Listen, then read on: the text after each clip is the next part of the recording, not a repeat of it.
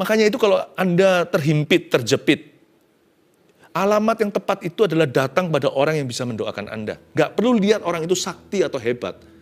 Kalau Anda tidak lihat kalau Anda tidak punya akses kepada hamba Tuhan tertentu, saudara seiman, asal dia orang benar, bila dengan yakin dia berdoa, doa orang benar bila dengan yakin didoakan, sangat besar kuasanya.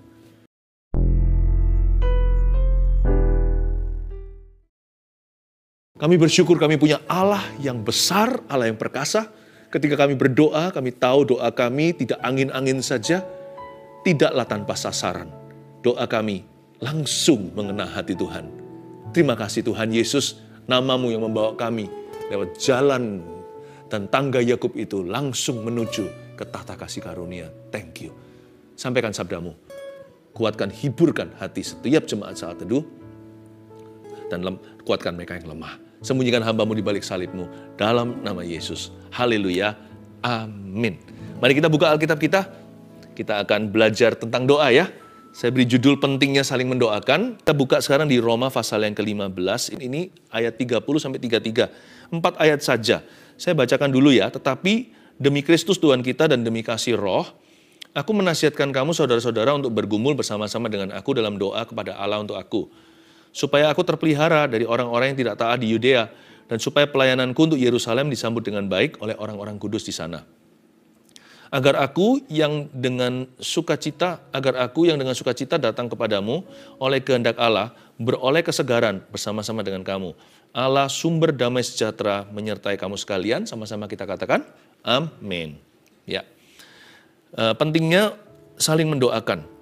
Doakan saya, itu adalah dua kata yang membuat perbedaan langit dan bumi di dalam kehidupan kita.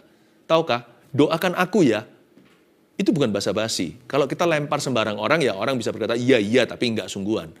Tapi kalau kita berada di komunitas keluarga rohani yang tepat, di mana kita bisa berkata pada seseorang dan dipertanggungjawabkan, pray for me, and they really will pray for you, dan mereka akan mendoakan Anda, itu kuasa loh. Dan itu membuat perbedaan dalam hidup ini. Perbedaannya bisa menyolok. Dunia ajarkan kita percaya diri, tapi Yesus ajari kita untuk saling mendukung. Karena Tuhan itu tidak izinkan kita tanpa keluarga di dalam hidup ini. Sekalipun kita nggak punya keluarga sebatang kara, Bapak punya keluarga. Dan kita punya saudara seiman. Nah, kita tahu kita Roma, saya nggak usah bahas detil-detilnya, Anda bisa ngikuti aja kalau yang ketinggalan. Kan sekarang di online semuanya sudah ada, kami sudah unggah. Tapi simple aja, yang nulis kitab Roma ini Rasul Paulus. Dia rasul besar yang membawa Injil ke bangsa-bangsa. Dia aja minta didoakan. Apalagi saya dan Anda. Ayat 30, tetapi demi Kristus Tuhan kita dan demi kasih roh, aku menasihatkan kamu saudara-saudara untuk bergumul bersama dengan aku. Rasul Paulus nggak mau bergumul sendirian. Dia berkata, ayo bergumul bersama dengan saya dalam doa kepada Allah untuk aku. Rasul Paulus ini nggak melulu aku melulu. Rasul Paulus itu hidup untuk orang lain. Namanya saja utusan Injil. Bayangin, orang yang disertai Tuhan demikian aja membutuhkan doa kita. Dia tulis kepada jemaat di Roma, please pray for me ya. Apalagi kita. Kata bergumul bersama dengan aku, kata bergumul itu dalam bahasa Yunaninya, ya, sunagonizomai. Dari kata dalamnya ada kata agoniza. Sunagonizomai. Yang artinya itu bergumul atau bergelut, atau menangis bersama, atau meratapi berdua. Itu artinya. Atau tidak kesepian sendiri. Sunagonizomai itu dari kata itulah muncul bahasa Inggrisnya agonize. Kata agonize itu artinya mengerang. Sama-sama sedih, sama-sama senang. Agonize with me. Seperti ada sebuah erangan. Ayo, masuklah ke dalam batiniaku yang sedang bergumul dengan sesuatu. Janganlah kita biarkan Yesus menangis sendirian di Getsemani lagi. Yesus tidak menangis lagi karena Tuhan Yesus mati sekali untuk selama-lamanya. Dia sudah bangkit. Nggak akan kembali semula. Tuhan Yesus nggak akan kembali ke palungan. Kalau dia kembali lagi nanti suatu hari nanti, dia akan kembali dengan berjuta malaikatnya secara mulia. Tuhan Yesus tidak akan ke Getsemani lagi. Tapi hari ini kita masih ada di sana. Bahkan jangan biarkan utusan-utusan Injil seperti Rasul Paulus, hamba-hamba Tuhan yang setia. Jangan izinkan mereka bergumul sendiri. Sudah sekali aja kita ini murid Yesus ini membuat sebuah kesalahan lewat Petrus. Apa itu? Petrus, Yohanes, Yakobus tidur waktu Yesus paling membutuhkan mereka. Di jam-jam, detik-detik Yesus paling memerlukan peluh jadi darah. Mereka absen. Mereka nggak ikut berdoa. Tidak sunagonisomai bersama. Tidak mengerang bersama dengan Yesus. Kalau Rasul Paulus ini seperti seolah-olah begini loh ya. Aku akan pergi ke tepi jurang itu. Dan aku akan turun ke bawah untuk jemput satu ekor domba yang terhilang di sana. Tapi church, dear gereja, kurang lebih gini ya bahasa ilustrasi. Waktu saya turun dengan tali, tolong kalian dari atas tarik taliku. Jangan biarkan aku jatuh bersama dengan domba yang ada di pelukanku. Rasul Paulus berkata, bergumullah bersama dengan aku dalam doa. Jangan hanya bergumul nangis saja. Nangis gak menambah sehasta sama seperti kekhawatiran. Tapi bergumul bersama dengan aku in prayer, dalam doa. Pray for me ya, doakan aku, dua kata yang membuat perbedaan dalam kehidupan Rasul bahkan. Apalagi dalam kehidupan jemaat, apalagi dalam kehidupan kita. Makanya itu kalau Anda terhimpit, terjepit, alamat yang tepat itu adalah datang pada orang yang bisa mendoakan Anda. Gak perlu lihat orang itu sakti atau hebat. Kalau Anda tidak lihat kalau Anda tidak punya akses kepada hamba Tuhan tertentu, saudara seiman, asal dia orang benar, bila dengan yakin dia berdoa, doa orang benar bila dengan yakin didoakan, sangat besar kuasanya. Makanya penting sekali itu kita itu berada dalam komunitas rohani. Yang sehat ya, yang bukan menggosip ria, yang bukan berantem melulu, kan ada yang begitu. Ada nggak sih Pastor Philip? Ada. Nggak ada yang sempurna, tapi orang berkata gereja itu adalah rumah sakit. Nggak sepenuhnya betul sih. Tapi gereja itu memang diisi dengan banyak orang sakit yang datang secara rohani, kehidupannya, bahkan jiwanya, bahkan tubuhnya. Tetapi gereja itu rumah sehat. Masa sudah bergereja 5 tahun tetap sakit? Masa 10 tahun tetap kepahitan? Masa bergereja 3 tahun tetap berzina? Keterlaluan kan?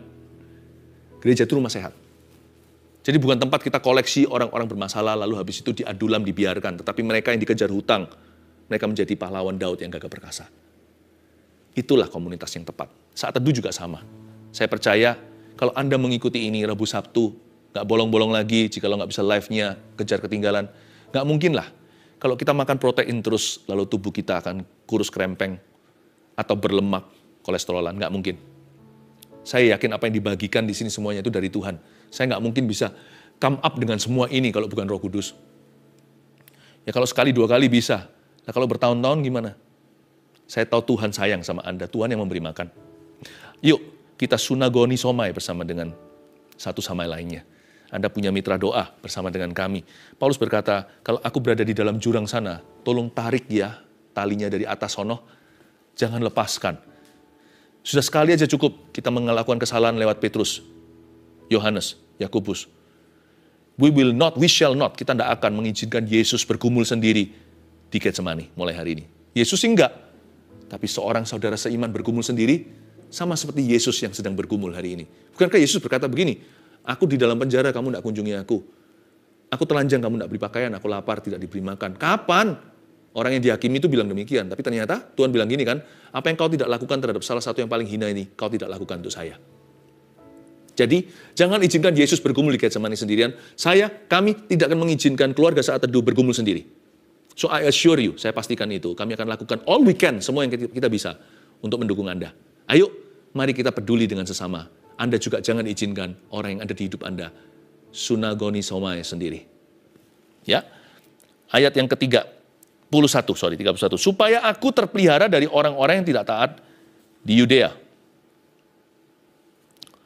Supaya aku terpelihara dari orang-orang yang tidak taat di Yudea, dan supaya pelayananku untuk Yerusalem disambut dengan baik oleh orang-orang kudus di sana. Paulus menghadapi sebuah tantangan, karena dia Roma ini ditulis sama Paulus di Korintus. Namanya sih kitab Roma, tapi ini kan surat ke sana, jadi Paulus menulisnya dari Korintus, di kota sebuah kota besar. Tapi Paulus berencana ke Yerusalem dulu, nanti baru ke Roma. Kita semua tahu ceritanya di Kisah Para Rasul. Memang Paulus pergi ke Yerusalem, lalu terjadi sebuah iwai atau sebuah kejadian, sebuah insiden meletup di situ. Dari sana Paulus malah justru ke Roma sebagai tawanan atau sebagai napi. Padahal dia tidak melakukan kriminalitas, tapi sebagai utusan Injil. Karena Kristus dia di penjara. Tapi Paulus dibawa dari Yerusalem ke Roma. Nah, dia berkata gini sama orang-orang di Roma, nanti aku pasti kunjungi kalian, tapi tolong doakan ya, aku ke Yerusalem dulu. Please pray for me, doakan supaya aku terpelihara dari orang-orang yang nggak taat di Yudea. Banyak sekali saudara palsu di situ. Banyak penganiaya. Yerusalem itu kota suci memang, tetapi tempat itu juga tempat pembunuhan nabi. Tak terkecuali Yesus disalib di sana. Paulus pun tidak akan luput dari situ. Paulus berkata, doakan supaya aku terpelihara dari orang-orang yang tidak taat di Yudea. Bukan tahu Paulusnya takut aniaya atau takut mati, enggak. Paulus ngomong, supaya dia tabah. Jadi kita mesti doa, karena di dalam hidup ini ada peperangan rohani. Jangan dihadapi sendiri. Ya, lalu habis itu, dan supaya pelayananku untuk Yerusalem disambut dengan baik oleh orang-orang kudus di sana. Tahu nggak, Yerusalem adalah gereja mula-mula atau gereja pertama. Gereja itu hampir seluruhnya orang Yahudi. Dan mereka dari perjanjian lama, hukum Taurat Musa. Jadi orangnya kaku-kaku. Jadi Paulus ini kan, sekalipun dia orang Yahudi, tapi pendidikannya maju. Dan dia baca, dia bisa bahasa beberapa. Bahkan dia adalah orang Roma. Orang yang punya warga negara Italia. Dan Paulus ini adalah utusan Injil kepada bangsa-bangsa non-Yahudi. Jadi Paulus khawatir nanti terjadi misunderstanding atau salah paham. Dia berkata, doakan supaya pelayananku untuk Yerusalem disambut dengan baik oleh orang-orang di situ. Yang notabene seringkali kaku. Sedangkan Paulus dianggap sebagai seseorang yang beda sekali pelayanannya. Kita mesti doa, bukan hanya peperangan rohani, tapi kemulusan dalam hubungan. Itu perlu didoakan. Saya jelaskan dulu tentang Paulus ya, nanti saya kasih poinnya supaya Anda bisa menangkap dengan baik. Ayat 32, agar aku yang dengan sukacita datang kepadamu oleh kehendak Allah, beroleh kesegaran bersama-sama dengan kamu. Sungguhan sih akhirnya terjadi.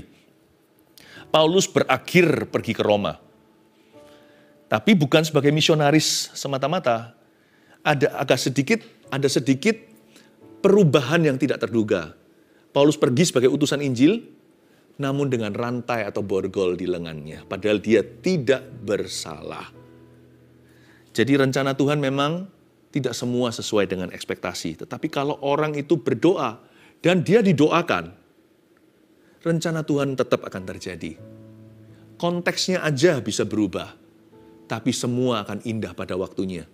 Allah bekerja sama dalam segala perkara, baik yang kelihatannya baik maupun yang kelihatannya kurang baik. Allah tetap bekerja. Nah, celakalah kalau semua di hidup kita itu kelihatan baik, tapi Allah berhenti bekerja. Orang seperti itu udah tunggu binasa. Buat apa memperoleh seluruh dunia, tapi kehilangan nyawa. Tapi Paulus karena dia adalah orang yang berdoa, he was a man of prayer, dan dia didoakan pula, pray for me ya, doakan saya. Makanya rencana Tuhan itu nyata gitu loh dalam kehidupan Rasul ini. Nyata banget, sangat-sangat real. Ayat 33, Allah sumber damai sejahtera menyertai kamu sekalian. Amin. Simple ya, pentingnya saling mendoakan di mana? Kenapa kita harus saling mendoakan, bahkan didoakan? Kenapa kita harus ngomong kepada orang yang tepat? Doakan saya ya. Makanya itu kalau Anda sekali lagi tiba-tiba mengalami sesuatu Anda tidak tahan. Jangan pergi ke paranormal. Jangan pergi kepada teman-teman yang ajak Anda rusak, atau mereka yang berdiri di jalan orang berdosa. Jangan duduk dan mendengarkan nasihat orang fasik. Nanti malah dijerumuskan, bukan ditolong, dibantu, malah celaka. Bedakan antara problema dan celaka, dua hal yang berbeda. Problema diizinkan untuk mengasah kita, menjadikan kita lebih kuat, lebih dekat kepada Tuhan maksudnya. Ya, ujungnya itu kemenangan atau kemuliaan. Namun demikian, celaka itu bukan problema. Celaka adalah karena salah langkah ketika di dalam problema. Sebenarnya peperangan rohaninya hanya segini. Tapi gara-gara kita salah pilih, salah jurusan, masalahnya bisa komplikasi. Benar nggak? Seseorang sakitnya infeksi, tetapi karena dia tidak dihandle dengan tepat atau dibiarkan, itu ujungnya juga bisa jadi fatal. Setan itu tidak bisa mencobai kita melebihi kekuatan kita, tapi kalau kita salah jalan, kita bisa serahkan ke setan. Semua yang lain yang harusnya dia nggak bisa rongrong hidup kita berikan mentah-mentah. Karena itu saya sarankan, Anda selalu punya prayer partner, kita semua harus punya mitra doa. Sedia payung sebelum hujan. Daripada ntar, kalau terjadi sesuatu kita nggak tahu mau kemana. Orang kalau kalut, lagi panik, nggak bisa mikir kan? Lalu anything goes, jangan sampai setan lewat. Pentingnya saling mendoakan itu di sana. Saya doakan hari ini Anda menemukan mitra keluarga. Pentingnya saling mendoakan di mana? Saya kasih 3 poin sederhana, catat. Karena tidak bisa kita bergumul sendiri. Makanya Paulus berkata di ayat yang ke-30, sunagonisomai with me. Please bergumullah dengan saya. Karena kita tidak bisa bergumul sendiri, saudara. Kita pelajari dari Rasul Paulus aja nggak mampu, apalagi you and me. Ya, karena tidak bisa kita bergumul sendiri, itulah sebabnya saling mendoakan itu penting sekali. Yang kedua, kenapa saling mendoakan itu sangat perlu? Agar semua rencana Tuhan digenapi. Itu tadi yang saya ceritakan perjalanan Paulus. Paulus kan berdoa, dia mau ke Yerusalem kan? Dia berniat ke Roma, tapi dia ada urusan dulu ke bawah. Dia ada urusan ke selatan. Roma itu kan naik ya, kalau Anda lihat peta ya. Timur Tengah itu kan naik ke atas sana, ke sebelah barat Eropa. Ada Italia, ada Prancis, ada Inggris. Nah, Paulus harus turun dulu. Dia harus turun ke Yerusalem, ada urusan tertentu. Dia bilang sama mereka, nanti kalau aku mau ke situ, nanti aku pasti cepat lambat ke sana. Tolong doakan aja waktu aku ke Yerusalem, supaya Tuhan tuntun dan beri ketabahan, supaya nggak salah paham, supaya nggak disalah ngerti sama orang. Dia berkata, nanti aku akan datang kepadamu. Ternyata, rencana Tuhan tidak seperti yang dia duga, tapi tetap rancangan Allah. Yang nomor 2 tadi poin yang saya sampaikan kepada Anda dicatat dulu, agar semua rencana Tuhan digenapi. Coba titik beratkan kata semua. Rencana Tuhan itu janganlah kau dan aku alami setengah-setengah. Bahkan jangan juga hanya 3/4 jalan. Kalau mau alami rencana Tuhan itu alami seluruh. Agar semua rencana Tuhan digenapi di hidup kita nggak bisa berdoa sendiri. Saya aja nggak bisa agar supaya rencana Tuhan digenapi semua dalam hidupku. Saya perlu orang lain mendoakan saya. Buktinya, mana bisa saya doakan diri sendiri agar saya kenal Yesus suatu hari. Itu dulu ada orang yang menabur air mata, khususnya mama saya. Belum lagi ada beberapa orang yang saya anggap kakak-kakak rohani saya. Waktu saya pertama kenal Yesus, mereka doakan aku. Lihat, bahkan untuk keselamatan saya nggak bisa bertelur sendiri. Harus ada orang yang terlebih dahulu mengerang sunagonizomai for me. Apalagi sekarang ketika saya berjalan kenal Tuhan mengerjakan keselamatan. Ya, setelah saya diselamatkan, saya akan terus hidup. Untuk sampai hari ini kan saya tetap hidup dalam rencana Allah. Saya sadari bahwa saya nggak bisa berdiri sendiri. Saya butuh orang lain doakan. Saya butuh Anda mendoakan saya. Terima kasih loh yang mendoakan terus agar kami bisa melayani keluarga saat teduh. Thank you. Jemaat Mawar Syaron tercinta yang mendoakan hamba-hamba Tuhan. Yang Tuhan percayakan di sana, di gereja kita. Thank you. Kalau bukan karena Anda, kami tidak akan kuat terus menjadi gembala. Tapi berkat doamu. Agar semua rencana Tuhan digenapi, ada sebuah dimensi yang tidak bisa Anda berdoa sendiri. Itu harus orang lain doakan. Itu porsinya orang lain mendoakan Anda. Dan selama dimensi tersebut kosong tak terisi, ada satu cuil kehendak Tuhan dan rancangannya yang tidak akan terjadi atasmu. Tapi Pastor Philip, buktinya loh, Paulus didoakan masuk penjara tuh, Paulus didoakan dia terjadi huru-hara di Yerusalem. Loh, kalau dia nggak didoakan, bisa-bisa dia terpancing emosinya. Toh itu harus terjadi. Dia sebagai Rasul Injil, bagian daripada job deskripsinya dari awal dia bertobat diberitahukan kepada Ananias. Ingat ya cerita? tentang seorang anak Tuhan dari kota tertentu yang diutus ke situ untuk tumpang tangan ke Paulus dan baptis dia. Lalu setelah itu nggak lama kemudian setelah tumpang tangan, maka terjadi seperti sebuah katarak gitu ya, yang copot dari matanya, lalu dia bisa melihat.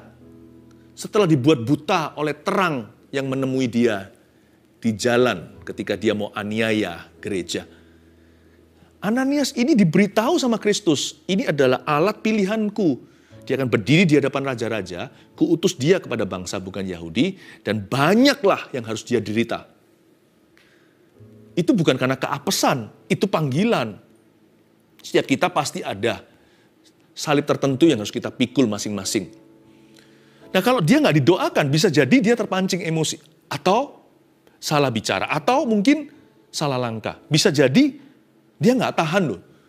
Jangan pernah kita anggap enteng. Paulus juga hanyalah manusia biasa seperti Elia. Elia aja bisa lari, takut. Dia bisa sembunyi di gua. Jangan sampai Paulus nggak tahan, lalu habis itu dia meninggalkan panggilan. Untungnya di ayat 30 dia berkata, sunagoni somai with me. Doakan saya ya. Makanya ketika dia hadapi semua huru-hara di Yerusalem itu Anda baca di Kisah Rasul, dia menghadapinya dengan luar biasa. Dia menghadapinya sebagai rasul sejati, sebagai anak Tuhan yang membanggakan. Itu akibat doa. Coba kalau dia tidak didoakan. Coba kalau kita nggak didoakan. Ada satu dimensi itu cuil. Lobang. Nggak terjadi di hidup kita. Ada sebuah rancangan-rancangan Tuhan itu yang nggak akan digenapi. Ujungnya bukan agar semua rencana Tuhan digenapi. Nanti bisa-bisa hanya sebagian saja digenapi, yang lainnya diganjili. Makanya saya suka kata digenapi itu. Karena genap. Tanpa doa orang lain, ada sesuatu di hidup kita yang berhubungan dengan rancangan Allah, itu ganjil. Tidak bisa kelop dan genap. Tidak ada seorang pun yang mandiri, tahukah? Kita tidak boleh dependen sama orang lain atau bergantung. Tapi kita nggak boleh mandiri juga, makanya saya suka dengan bahasa Inggris satu term itu. Bukan independen, bukan dependent, tapi interdependent. Kita punya Roh Kudus sendiri, iya. Kita tahu kebenaran sendiri, iya. Tapi kita saling membutuhkan, besi menajamkan besi, anak Tuhan menajamkan anak Tuhan, doa menajamkan umatnya. Itu. Hashtag pagar, doakan saya. Sebentar lagi ada Yesus yang mengetuk pintumu. Akan ada yang menghubungi anak-anak Tuhan yang berkata, I will pray for you. Saya nggak pernah anggap remeh kalau orang berkata, pastor doakan saya. Saya nggak akan berkata iya kalau saya nggak doakan, mendingan saya nggak janji. Tapi sebab saya juga nggak suka kalau saya berkata doakan lalu habis itu dianggap sia-sia. Makanya itu saya nggak sembarangan mengucapkan kata pray for me. Kepada orang-orang yang saya yakin dan tahu bahwa orang itu akan mendoakan. Atau mereka berniat dan komitmen untuk mendoakan saya. Saya akan berkata, pray for me ya, doakan saya. Saya juga butuh didoakan loh, kami juga. Doakan kami. Tapi sekarang giliran Anda untuk dilayani. Jadi buka diri. Agar semua rencana Tuhan digenapi, itu pentingnya saling mendoakan. Yang ketiga, pentingnya saling mendoakan, sampai damai sejahtera Allah menaungi. Tahu nggak, kalau kita doa sendiri itu rasa berat loh. Loh, saya saat teduh pribadi ya sendiri. Tapi karena saya nggak sendirian di dalam menanggung beban, saya tahu ada banyak saudara seiman yang sevisi dengan saya, sehati, seia kata, setujuan. Makanya saya rasa ringan. Anda rasakan kan, kalau saat teduh begini ya, sekarang ya. Just the knowledge bahwa, kesadaran bahwa sekarang itu bersama dengan puluhan ribu orang, at least paling sedikit ini. Live-nya maksud saya. Sekarang kita bareng-bareng nih doa. Kenapa ada banyak orang tidak mau sama sekali melewatkan live-nya? You want to know why? Karena tapi perasaan bahwa mereka masuk ke hadirat Tuhan, membawa beban mereka nggak sendirian, bersama dengan paling tidak ribuan, puluhan ribu orang yang berbarengan, itu tiada duanya feelingnya. Apalagi waktu live chat, langsung habis itu orang-orang kami di belakang layar itu yang kelihatan hanyalah beberapa di depan sini. Tetapi tahukah, yang tidak kelihatan lebih banyak daripada yang di depan kamera. Dan mereka sedang sembahyang berdoa, menjawab Anda.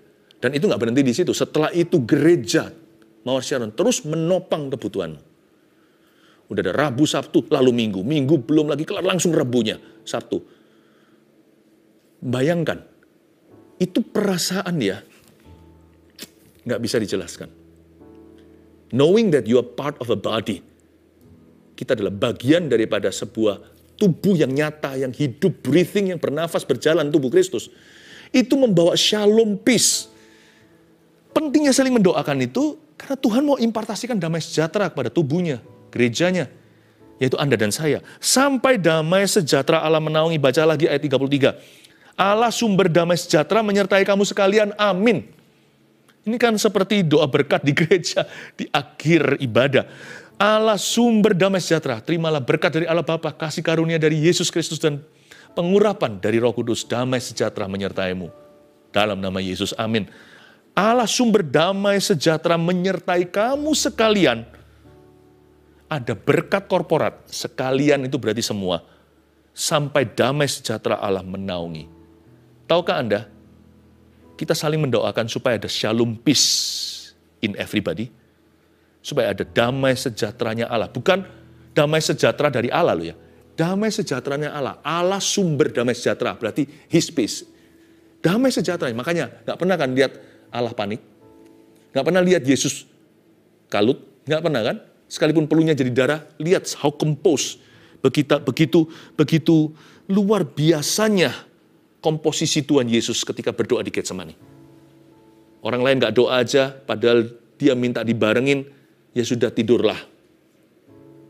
Malah dinina bobokkan, udah tidur sana, murid-muridku yang kukasihi. Anak-anak rohaniku yang tersayang. Lalu Tuhan kembali lagi berdoa kepada Bapanya di Getsemani. Lihat, Yesus tidak pernah kehilangan damai sejahtera, karena dialah sumber damai sejahtera itu. Allah sumber damai sejahtera akan menyertai kamu. Kita itu saling mendoakan supaya peace memerintah, supaya damai memerintah di hati jemaat. Shalom peace itu artinya apa? Shalom peace itu artinya tidak ada yang hilang dan tidak ada yang putus atau tidak ada yang patah dalam rencana Allah atas hidup anak-anaknya. Adalah sebuah divine assurance atau sebuah asuransi ilahi. Sebuah kepastian dalam jiwa seperti jangkar yang kuat di dalam roh kita. Bahwa apa yang terjadi dengan aku hari ini belum game over ya.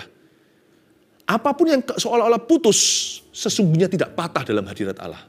Kalau aku masih percaya, jikalau masih ada satu orang lagi yang sungguh-sungguh mendoakan aku belum dikalahkan.